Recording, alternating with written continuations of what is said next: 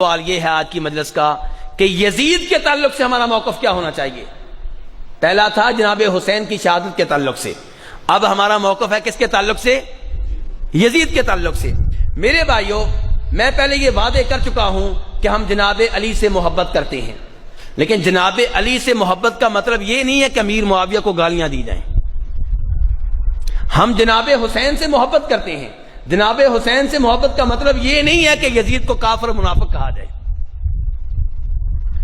نبی علیہ الصلوۃ والسلام جناب حسین کے نانا، کیا ان کے اوپر تکلیفیں آئیں کہ نہیں آئیں؟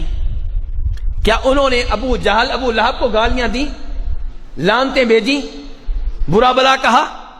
نہیں میرے بھائیو، نبی علیہ السلام اخلاق کے اعلیٰ پیکر تھے، دشمنوں کے ساتھ بھی اخلاق سے پیش آئے، اور ہمارے دین کی بنیاد اخلاق ہے، ہمارے دین کی بنیاد لعنتیں اور گالیاں نہیں ہیں۔ تو میرے بھائیو، یزید کے بارے میں لوگوں کے تین موقف ہیں۔ پہلا موقف ان لوگوں کا جو کہتے ہیں کہ یزید معصوم تھا، بلکہ نبی تھا، ولی تھا، اور دوسرا موقف ان لوگوں کا ہے جو کہتے ہیں کہ وہ کافر اور منافق تھا، نبی علیہ السلام سے نفرت کرتا تھا، اوپر سے کلمہ پڑھا تھا، اندر سے کافر تھا۔ ہم نہ پہلے قول کو مانتے ہیں نہ دوسرے کو مانتے ہیں۔ ہمارا موقف یہ ہے کہ یزید نہ نبی تھا، نہ معصوم تھا، نہ ولی تھا، وہ مسلمان بادشاہوں میں سے ایک بادشاہ تھا۔ اس سے اچھے کام بھی ہوئے، اس سے کئی غلطیاں بھی ہوئیں، لیکن یہ بات پکی ہے کہ جناب حسین کا وہ قاتل نہیں ہے۔ کسی صحابی نے کبھی بھی یزید کو جناب حسین کا قاتل نہیں کہا۔ صحیح سند سے آپ کو ایسی کوئی روایت نہیں ملے گی۔ اور یزید نے ابن زیاد سے یہ نہیں کہا تھا کہ جناب حسین کو قتل کر دینا، بس یہ کہا تھا کوفہ میں داخل نہیں ہونے دینا، خلیفہ نہ بننے دینا۔ دوسری بات یہ ہے کہ یزید کے بارے میں کہا جاتا ہے کہ اس نے اور اس کی فوج نے جناب حسین کی عورتوں کی توہین کی۔ یہ سب باتیں غلط ہیں۔ اس زمانے میں صحابہ کرام زندہ تھے، اس زمانے میں عورتوں کی توہین کرنا ممکن ہے، قتل کرنا ممکن ہے، عورتوں کی توہین کرنا ممکن نہیں تھا۔ اگر عورتوں کی توہین ہوتی عبداللہ بن عمر خاموش نہ رہتے، عبداللہ بن زبیر خاموش نہ رہتے، عبداللہ بن عباس خاموش نہ رہتے۔ ایسی کوئی بات نہیں ہوئی۔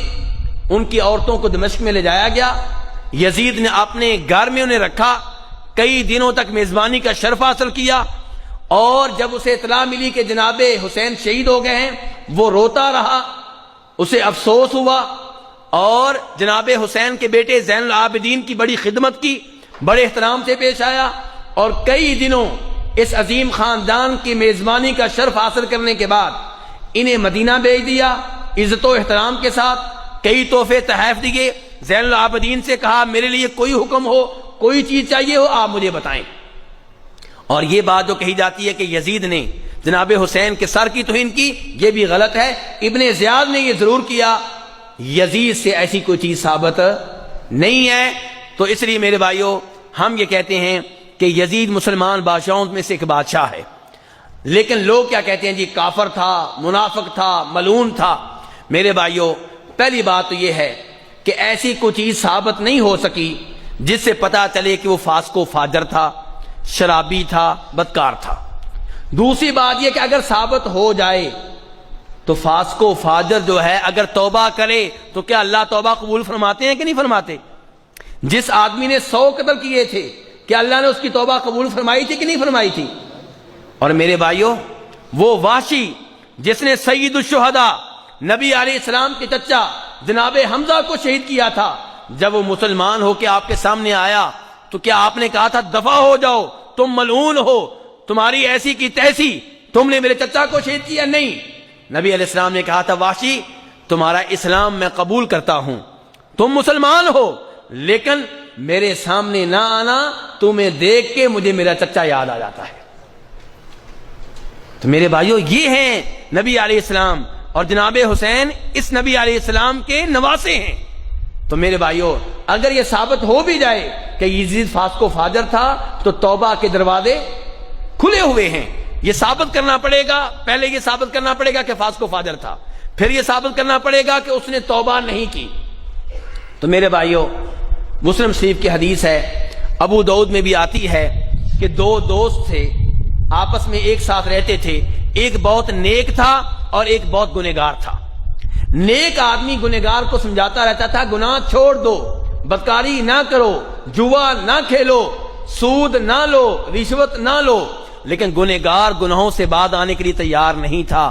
ایک دن نیک نے اس بدکردار دوست کو بہت بڑا گناہ کرتے ہوئے دیکھا تو جذبات میں آ کے کہنے لگا واللہ لا یغفر اللہ لک ابدا، میں اللہ کی قسم اٹھا کے کہتا ہوں اللہ تجھے کبھی معاف نہیں کرے گا۔ معاف کرنا نہ کرنا کس کا حق ہے؟ اللہ کا۔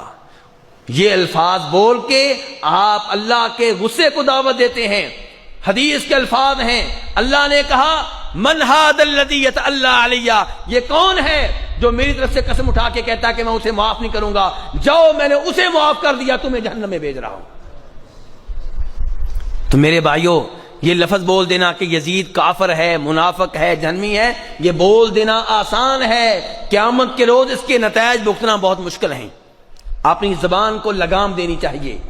ہم یہ نہیں کہتے کہ آپ یزید کو ولی مان لیں، صرف یہ چاہتے ہیں کہ آپ اس کو گالیاں نہ دیں، لعنتیں نہ بھیجیں، اور اگر فاسق و فاجر ہونا اس کا ثابت ہو بھی جائے، یہ بھی ثابت ہو جائے کہ اس نے توبہ نہیں کی، پھر بھی نبی علیہ السلام فرماتے ہیں، صحیح حدیث ہے بخاری شریف کی، لا تسبوا الاموات، جو فوت ہو جائے اسے برا بلا نہ کہو، فإنهم قد افضوا الى ما قدموا، جو فوت ہو چکا وہ اپنے نتائج، اپنے اعمال کے نتائج بھگت رہا ہے، آپ اسے برا بلا نہ کہیں۔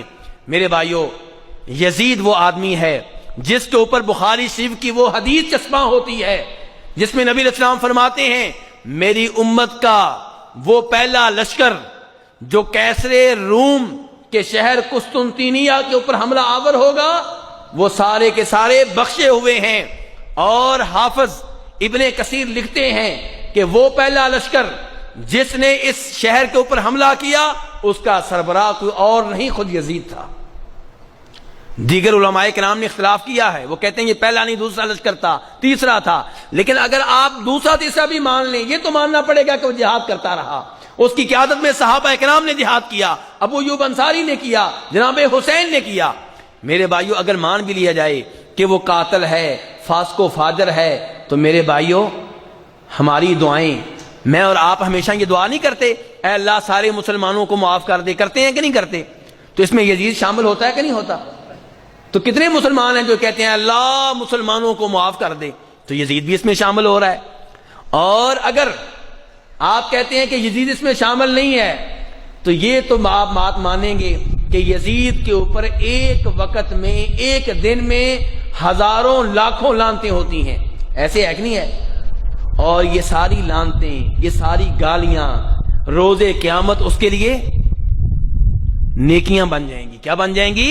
نیکیاں بن جائیں گی۔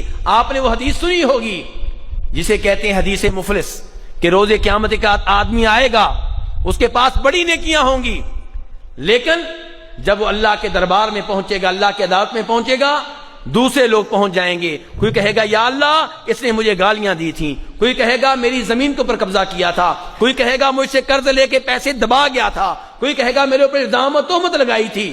اللہ تعالیٰ اس کی نیکیاں لے لے کر ان لوگوں میں تقسیم کرتے رہیں گے، بالآخر یہ آدمی ساری نیکیوں سے محروم ہو جائے گا۔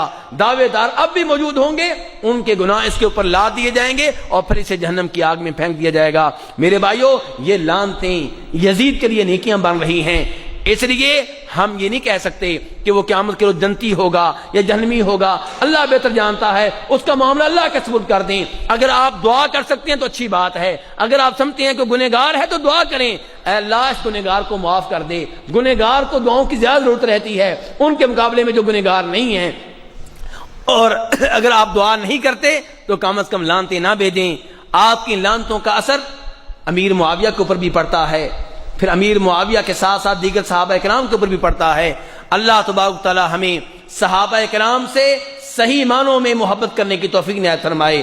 اللہ تبارک تعالی روز قیامت ہمیں آل بیت کے ساتھ اٹھائے، جناب حسن و حسین کے ساتھ اٹھائے۔ اللہ کرے روز قیامت ہم بھی جنت میں جائیں اور ہمارے جنت میں سردار کون ہوں؟ حسن و حسین ہوں۔ اللہ کرے روز قیامت نبی علیہ الصلوۃ والسلام کی ہمیں شفاعت ملے۔ اللہ کرے روز قیامت ہمیں نبی علیہ الصلوۃ والسلام کے بابرکت ہاتھوں سے حوض کوثر کا پانی پینے کا موقع ملے۔ اللہ تبارک و تعالی ہمیں موت دے تو ایمان کے اوپر دے، اسلام کے اوپر دے، توحید کے اوپر دے۔ اللہ تبارک و تعالی آپ سب کا یہاں پہ آنا قبول و منظور فرمائے۔ میں شکریہ ادا کرتا ہوں یہاں کی جالیات کا، جنہوں نے یہاں مجھے گفتگو کرنے کا موقع دیا، شیخ ابو محمد کا، ان کے دیگر ساتھیوں کا، قاری شوکت صاحب کا۔ اللہ ان سب کو جزائے خیر دے، ان کی یہ کوششیں قبول فرمائے، اور روز قیامت انہی کوششوں کی وجہ سے اللہ تعالی ہمیں بھی جنت میں جانے کا موقع عنایت فرمائے۔ وآخر دعوانا الحمدللہ رب العالمین۔